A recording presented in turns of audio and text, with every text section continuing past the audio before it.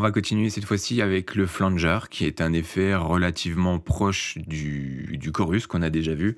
Et le principe va être relativement similaire. Du coup, on va avoir un signal. Donc là, j'ai pris une piste de batterie. Ce signal, on va le dupliquer, créer un micro-décalage sur le signal qu'on duplique.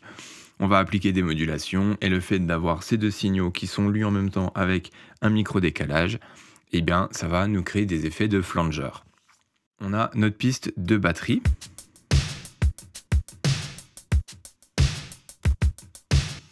Là, je vais vous mettre un flanger dessus.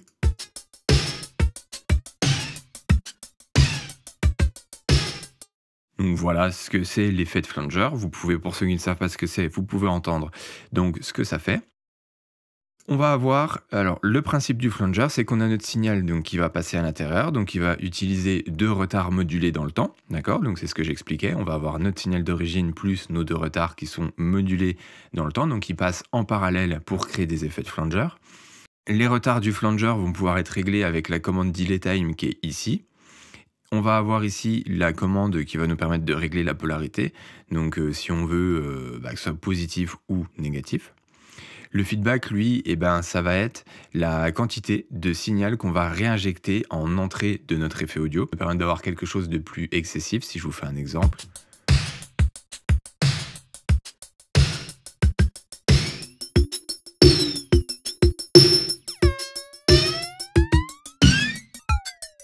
Là, c'est négatif. Positif. Etc., etc. Ici, on va avoir l'enveloppe qui va nous permettre un contrôle périodique du temps. Donc avec ça, on va pouvoir augmenter ou diminuer l'action de notre enveloppe. Donc c'est-à-dire, on va pouvoir mettre des valeurs positives ou des valeurs négatives. Donc on va pouvoir inverser la forme des valeurs, par exemple.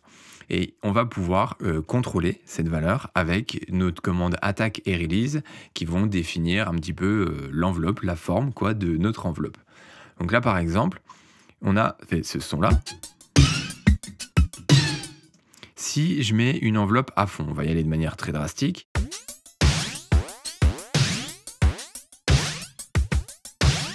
Des valeurs négatives.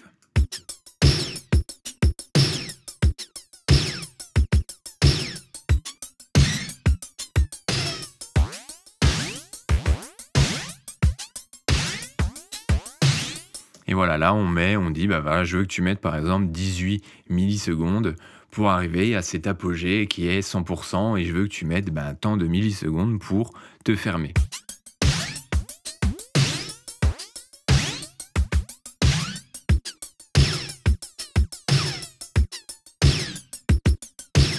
Donc ensuite, on va avoir deux LFO qu'on va pouvoir moduler dans le temps. C'est les LFO qui vont être sur les canaux, donc gauche et droite. Et on va avoir 6 formes d'ondes. Donc on va pouvoir sélectionner les formes d'ondes ici. On va avoir sinusoïdales, on va avoir carré, triangulaire, Dancy inversé et aléatoire. Ici, on va pouvoir contrôler l'intensité de notre LFO, donc l'ampleur d'action du LFO sur les retards, d'accord? Ici, on va avoir la vitesse du LFO qui va être réglée donc par la commande rate.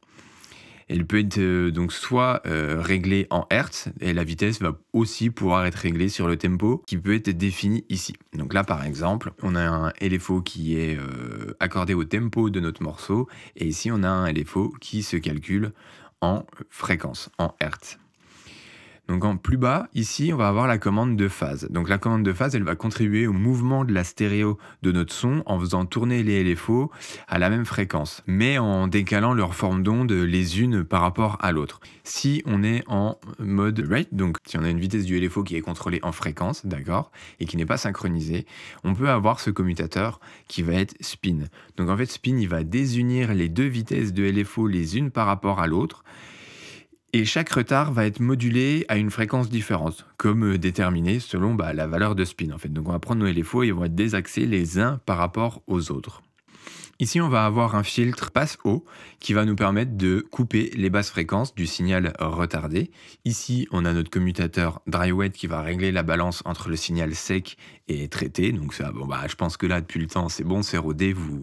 À force avec les vidéos, voilà, vous le voyez. Et sinon, si on se fait un clic droit, on peut avoir la commande haute qualité dans le menu contextuel qui va nous permettre d'avoir un son plus brillant, mais qui va consommer un petit peu plus de ressources pour notre CPU. Donc voilà, donc je pense que j'ai fait le tour du flanger. Donc comme vous l'avez vu, ça peut être quelque chose de très très pratique pour créer des sons un petit peu spéciaux ou spatiaux aussi. Ça peut être assez psychédélique, alien, enfin voilà, vous pouvez créer une multitude de sons, mais ça peut aussi être un effet qui est très très intéressant pour notre mixage et la spatialisation d'un son. Là, en l'occurrence, on a une piste de batterie, ok. Eh bien, admettons que je mette mon dry wet comme ça à 40%.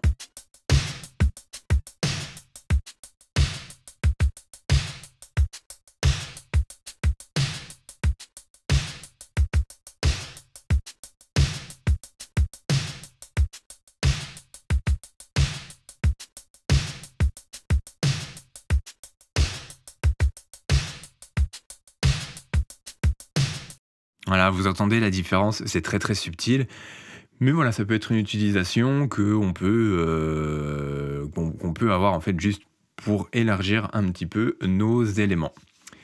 On passe à la vidéo suivante.